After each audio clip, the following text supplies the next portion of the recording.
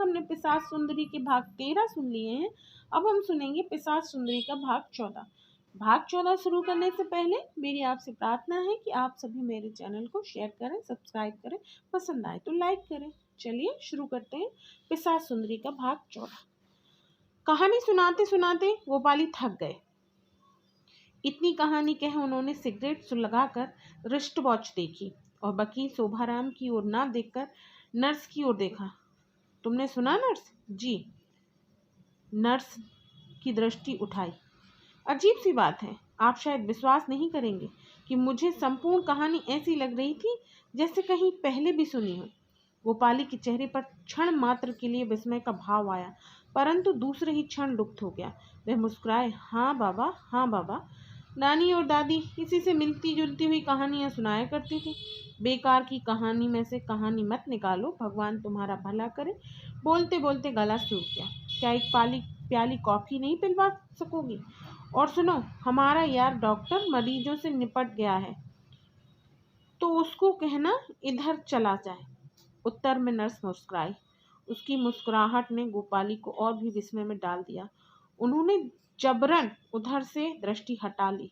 Nurse तेजी से चली गई। कहानी सुनकर वकील शोभाराम की प्रफुल्लता लुप्त हो गई और अब फिर से बीमार लगने लगे थे।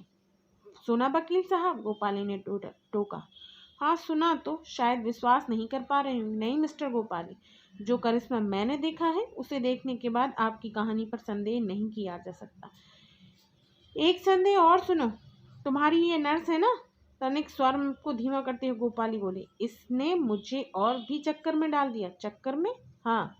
आश्चर्य की बात है कि आपके साथ रहती है और आपने वैसा कुछ नोट नहीं किया। इस स्त्री की आंखें मुझे पहचानी सी लगती हैं।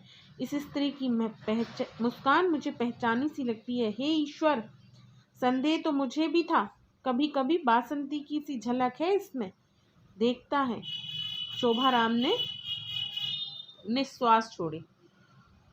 और वह कहती है कहानी उसके लिए अनजानी नहीं थी। यह आपका सौभाग्य है कि आपको पिशाच ने स्पर्श नहीं किया। मेरा ख्याल है कि धीरज के प्रेत ने आपको स्पर्श किया। बस अगर दुर्भाग्य से कहीं पिशाच सुंदरी ने आपको स्पर्श किया होता, आपकी दशा वही होती जो धीरज की हुई। खैर छोड़ो उस बात को, थोड़ी कहानी और बाकी है। वकील शोभाराम की उत्सुकता फिर जागी। तो कहिए ना।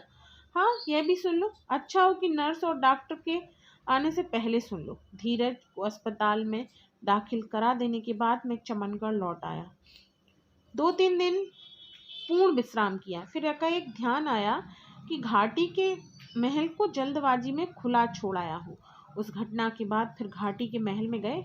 जाना तो था ही वकील साहब, आखिर वह सब मेरे मित्र की संपत्ति थी। साथ ही मैंने अभी धीरज को ठीक होने की आशा भी नहीं छोड़ी थी।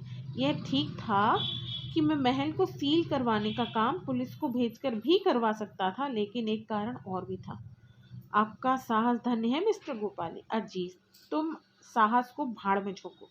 मुझे इस कांड में दिलचस्पी थी और मैं जानना चाहता था कि यह सब घटित कैसे हुआ। यकाएक एक बिखरी हुई याद आई। धीरज ने मुझे कहा था कि जब तक जो बीता है उसका एक एक अक्षर मैंने लिखा है। यह मत समझना कि तुमसे कुछ छुपाने का विचार है। तिजोरी में रखी हुई डायरी तुम्हें ही समर्पित है। अगर यह डायरी पूरी हुई तो जानकारी का अनमोल खजाना सिद्ध होगी। अगर यह अधूरी रही तो तुम्हारी ही संपत्ति होगी। मैंने सब कुछ इसमें लिखा है। यह धीरज ने तुमसे नोकझोंक होने के बाद ही कहा था ना? हाँ। अब महल को सील कराने के अतिरिक्त डायरी को भी मैं हासिल करना चाहता। इस काम के लिए मैंने पुलिस सुप्रिटेंडेंट से भेंट की। पुलिस के साहसी जवान स्वयं परेड में जाकर मैंने छांटे।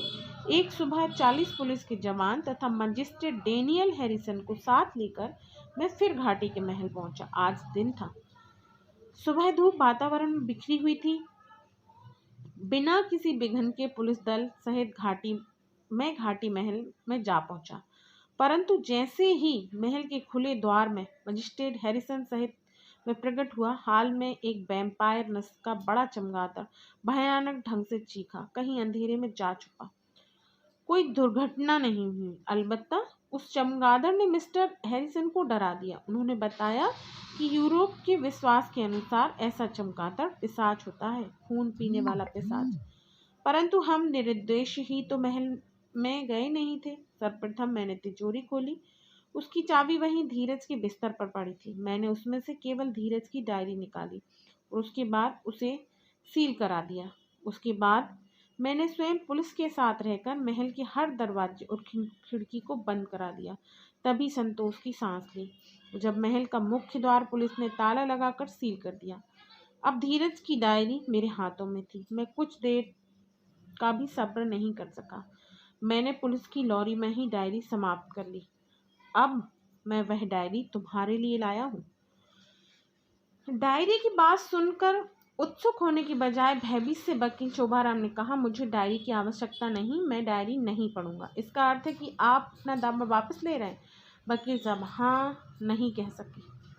यही सही है कि वकील साहब भयातुर से हो गए, परंतु 5 लाख का प्रलोभन कुछ कम नहीं होता। वकील साहब को मौन देखकर गोपाली फिर बोले, मेरी राय है कि आप डायरी अवश्य पढ़ लीजिए, इससे मेरी बात साप्रमाण हो जाएगी। आप यह भी जान जाएंगे कि वह व्यक्ति कौन है जिसके नाम धीरज ने अपनी वसीयत की थी, फिर भी जो 5 लाख की संपत्ति को नहीं लेना चाहता। तो डायरी आप साथ लाएं? हाँ। कोट की जेब से डायरी निकालकर गोपाली ने वकील साहब के सम्मुख रखते हुए कहा, इसे कहीं छिपा कर रख लो। छिपा कर क्यों? कोई खास बात नहीं है। मैं चाहता हूँ कि इस डायरी को आप नर्स की उपस्थिति में ना पढ़ें। परंतु नर्स तो सारे दिन। मैं नर्स को अपने साथ ले जाऊंगा। मेरी दोपहरी डॉक्टर के यहाँ बीतेगी। कोशिश करूंगा कि नर्स के विषय में कुछ जानकारी प्राप्त कर सकूं। इतना कहकर गोपाली उठकर खड़े हो गए। आप अभी जा रहे हैं मिस्टर गोपाली? परंतु मैं फिर आऊंगा वकील साहब, केवल आपको डायरी पढ़ने का अवसर देना चाहता हूँ। मैं आपसे एक बात पूछना चाहता हूँ। पूछिए।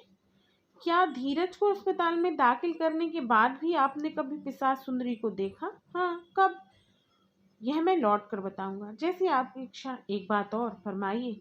जिस व्यक्ति के नाम धीरज ने वसीयत की थी, वह व्यक्ति दावा नहीं कर रहा है। मान लीजिए कि मैं दावा वापस ले लेता हूँ, तब वह जायदाद लावारिस हो जाएगी ना? बेशक। कानूनन आपसे अधिक अब कौन जानेगा?